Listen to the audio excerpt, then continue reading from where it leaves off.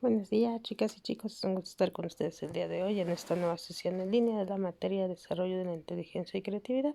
Les recuerdo mi nombre, soy la profesora Anaís Alejandra Ortiz. Saben que cualquier duda estoy para apoyarles. El tema que veremos el día de hoy serán procesos biológicos de la inteligencia. ¿Cuáles serán los subtemas a revisar? Es su clasificación, término de analogía, el análisis, la síntesis y el razonamiento verbal. Todos estos procesos son esenciales para el desarrollo de la inteligencia. Hay que conocerlos y a la vez darlos a conocer para que se puedan desarrollar. Estábamos viendo que como parte de las inteligencias múltiples están estos procesos. Entonces, ¿cómo nosotros podemos aterrizarlos para que el cerebro pueda utilizar una parte más amplia de la que normalmente utiliza? Bueno, ¿cuál es su clasificación? La inteligencia emocional está constituida por un conjunto de habilidades psicológicas que permiten apreciar y expresar de manera equilibrada nuestras propias emociones, entenderlas de nuestros semejantes y además utilizar esta información de forma que nos ayuden a comportarnos de forma correcta y alineada con nuestros objetivos. ¿Cuál es la clasificación de la inteligencia emocional según Goldman? Goleman afirma que la inteligencia emocional es un término que incluye grandes tipos: la inteligencia personal y la inteligencia interpersonal. ¿Cuáles son los tipos de inteligencia en los seres humanos? Voy a repetirles para los que todavía no los conocen. Algunos de ustedes ya los estuve trabajando, pero ahora los vamos a trabajar más a fondo. La inteligencia lingüística es una de las inteligencias que utiliza ambos hemisferios del cerebro, pero está ubicada principalmente en el área de la boca. Esta inteligencia supone una sensibilidad al lenguaje oral o escrito, y por lo general las personas que dominan esta capacidad tienen una inteligencia lingüística superior. No presentan dificultades en explicar, enseñar, convencer, memorizar, leer, hablar, narrar ni bromear. Ahora, también tenemos la inteligencia musical. Su ubicación está principalmente en el hemisferio derecho, y las personas que dominan esta inteligencia se les facilita la comprensión, la interpretación y la comprensión de la música y sonidos. Son sensibles al ritmo, al tono y al timbre. Tenemos también la inteligencia espacial. Las personas que se destacan en este tipo de inteligencia tienen la capacidad de formar e imaginar dibujos de 2 o 3 dimensiones. Les es fácil recordar fotos y objetos en lugar de palabras. Dibujan, hacen garabatos, pasean, diseñan, organizan, ordenan y son capaces de calcular medidas o volúmenes. Tenemos también la inteligencia lógico-matemática. Esta inteligencia la tienen las personas que pueden hacer un modelo mental en 3 dimensiones del mundo, o en su defecto, extraer un fragmento de él.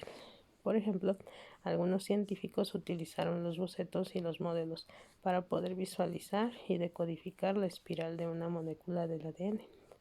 Esta es una de las inteligencias más conocidas en las pruebas de la inteligencia y utiliza ambos hemisferios, porque incluye la habilidad de solucionar problemas, leer y comprender símbolos, comprende conceptos numéricos de manera general y establece relaciones de causa y efecto. Tenemos la corporal kinestésica. Los kinestésicos tienen la capacidad de utilizar su cuerpo para resolver problemas o realizar actividades. Tienen equilibrio, flexibilidad, coordinación y aprenden mucho mejor cuando se mueven. Una aptitud natural de este tipo de inteligencia se manifiesta a menudo desde niño. El control del movimiento corporal se localiza en la corteza motora, y cada hemisferio domina o controla los movimientos corporales correspondientes al lado opuesto. En los diestros, el dominio de este movimiento se puede situar en el hemisferio izquierdo. Inteligencia intrapersonal. Esta se define como la capacidad de conocerse a uno mismo, entender, explicar y discriminar los propios sentimientos, como miedo de dirigir las acciones y lograr varias metas en la vida. Se localiza en los lóbulos frontales y parietales. Las personas se destacan en esta inteligencia, son capaces de verse a sí mismos y describirse con las descripciones de otras personas. Prefieren trabajar independientemente.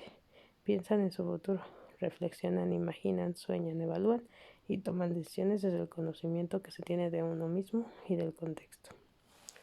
Ahora vamos a ver cómo es que esto interviene en el concepto de analogía. Analogía Se denomina la relación de parecido o semejanza, que se puede identificar entre cosas diferentes. Analogía también puede emplearse para aludir al razonamiento según el cual pueden reconocerse características similares entre seres o cosas diferentes. Así, un argumento por analogía es aquel que se vale de situaciones similares para explicar una cosa, como por ejemplo, nuestro hijo siente rabia cuando no lo dejamos salir con sus amigos, del mismo modo en que tú te enfureces cuando apago el televisor mientras ves el fútbol. La analogía, como concepto, tiene una amplia aplicación en los más variados campos del saber, como el derecho, la biología, la lingüística, la gramática, la retórica o la geografía. La analogía en el derecho. En el derecho, como analogía, se designa el método mediante el cual una norma jurídica es extendida a casos que anteriormente no habían sido contemplados en ella. Esto obedece a que se pueden identificar en ellos una relación de semejanza con otros casos o situaciones concretas para las cuales ya había sido aplicada. La analogía en biología. La biología considera como analogías las semejanzas existentes entre partes u órganos que, en diferentes organismos, tienen funciones parecidas, así como una misma posición relativa. La analogía lingüística. Dentro del campo de la lingüística se puede aplicar el principio de la analogía para la creación de nuevas formas lingüísticas o para la modificación de otras ya existentes, basándose en la semejanza que presentan entre sí. La analogía en la gramática. Para la gramática, la analogía constituye las relaciones de semejanza, formas que presentan los elementos lingüísticos, cuyas funciones son iguales o coincidentes entre sí. Por ejemplo, una de las analogías entre la palabra ser y estar es que en ambos son verbos. Analogías simétricas y asimétricas. Las analogías simétricas son intercambiables al ser equivalentes. En cambio, los términos de las analogías asimétricas se relacionan pero no indican semejanza. Tipo de analogías simétricas. Analogías de sinonimia. Comparten las mismas características, como por ejemplo luz y lámpara. Analogías por complementariedad. Estos son objetos vinculados a una función, como por ejemplo cama y descanso. Como sea, si son como tal, una con la otra. Sin una, no hay otra. Analogías congenéricas. Estas pertenecen a la misma clase o categoría, por ejemplo, novela y cuento. Todo esto hay que explicárselos a los chicos y nosotros también comprenderlo como parte de nuestra inteligencia racional para que podamos lograr la emocional. Si nosotros comprendemos más y damos una lógica secuencial, vamos a poder representarnos aquí y en el ahora, en el presente. Tipos de analogías asimétricas. Entre las analogías asimétricas podemos contar con las siguientes. Analogías antonímicas o de posición. Términos opuestos como por ejemplo analogía y diferencia. Analogías de intensidad. El grado de énfasis o potencia, como por ejemplo disgusto o odio. Analogías inclusivas. Relación entre el todo y un componente del conjunto. Esta categoría se divide por género y especie. Analogías por ubicación. Se relacionan por el lugar en donde se encuentran, como por ejemplo avión y aeropuerto. Y analogías de secuencialidad. Etapas diferentes del mismo ciclo, por ejemplo, niñez y adolescencia. Esto porque necesitamos saber, chicos, ustedes van a aplicar algunas pruebas cuando ya estén, obviamente, en el campo laboral, si no es que ya la están aplicando, o bien problemáticas que tienen que ver con analogías. Todo el tiempo utilizamos analogías, pero no todos las utilizan de la misma manera. Ahí es donde nosotros podemos observar algún problema de aprendizaje. Esto es lo que se mide aquí. ¿Qué me está contestando? Si no me está contestando de manera correcta el chico o la chica, es porque no está entendiendo, no está razonando una respuesta. Ahí no está utilizando su razonamiento de manera correcta. Como parte de su proceso también tenemos el análisis y la síntesis. ¿Qué es el análisis? Vamos a darle una definición. Consiste en la separación de las partes de un problema o realidad hasta llegar a conocer los elementos fundamentales que lo conforman y las relaciones que existen entre ellos. Síntesis se refiere a la composición de un todo por reunión de sus partes o elementos. fusionándolas u organizándolas de diversas maneras. Estos dos es importante que los enseñemos muy bien, hay que analizar y sintetizar, pero sobre un mismo tema. No salirse, porque muchos se salen. Estás hablando de una cosa y te responden otra cosa que no tiene ni el caso que ver con tu tema. Y eso me está indicando una, o que no está poniendo atención, o dos, que sí tiene algún problema. ¿Ok? Pero tenemos que identificar cuál. Entonces, cuando hacemos preguntas, también por analogía o lo vamos a ayudar y lo vamos a enseñar al alumno a sintetizar y analizar antes de contestar, porque muchas veces no piensan antes de actuar y responden lo primero que se les viene a la cabeza por el hecho de salir de la situación. Pero hay que ayudar al estudiante a que no solamente busque eso, sino en verdad él reconozca que hay un sentido en lo que hace y en lo que contesta. Entonces el análisis separa las partes que componen un todo, proporciona elementos de juicio, conocimientos, información significativa y argumentos. Y la síntesis reúne las partes del todo y las convierte de nuevo en unidad, con los elementos proporcionados por el análisis reconstruidos o construimos como un nuevo todo. ¿Para qué nos sirve el análisis y la síntesis? Para conocer mejor las realidades que nos enfrentamos, describirlas de una mejor manera, descubrir relaciones entre los componentes, construir nuevos conocimientos a partir de los que ya poseíamos.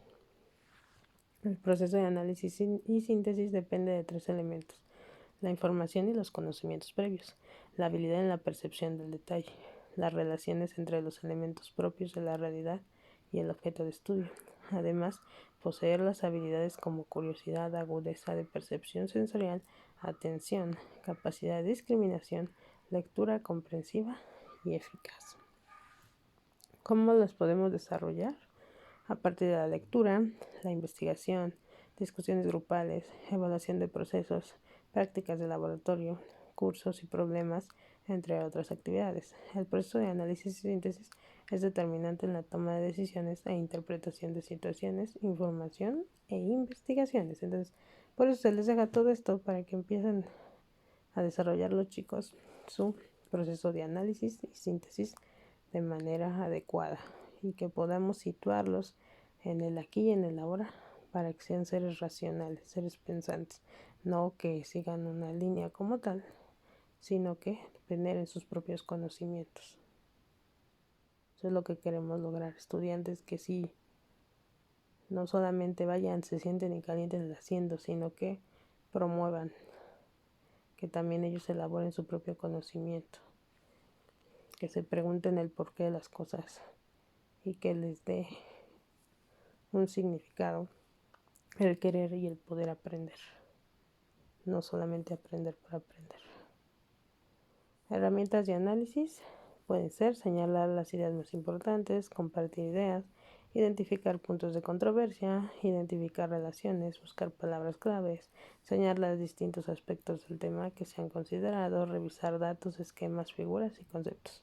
Todo esto se los podemos dejar a los chicos. Los trabajos que luego realizamos en clase también son parte de ello. Pero, ¿cómo nos damos cuenta que estás entendiendo? Por eso te dejan los organizadores, que son los cuadros sinópticos, mapas mentales, toda esta parte para que rescaten las ideas más importantes y se quede el aprendizaje significativo. Herramientas de la síntesis. ¿Cuáles utilizamos o podemos utilizar? Cuadros sinópticos, subrayados, resúmenes, esquemas, cuadros comparativos, mapas conceptuales, fichas de resumen, mapas mentales, glosarios de términos, fórmulas científicas, etc. Estos son algunos ejemplos de lo que podemos utilizar como herramientas de síntesis para que no siempre sea el resumen, sino que hay varias. Es una de ellas, sin embargo, hay otras que existen como todas estas.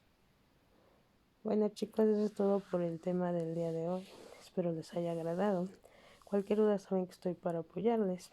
Lo que queremos lograr o lo que se quiere lograr con este tema, con esta sesión, es que pongamos en práctica no solo el modelo de hace mucho tiempo, que era el alumno sentado y tú hablando como loco, no. Queremos modificar eso.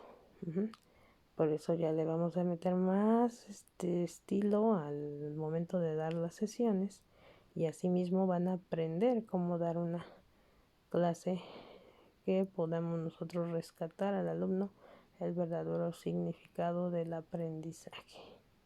Eso es todo por la sesión de hoy. Gracias, que tengan un excelente fin de semana. Nos vemos la siguiente sesión.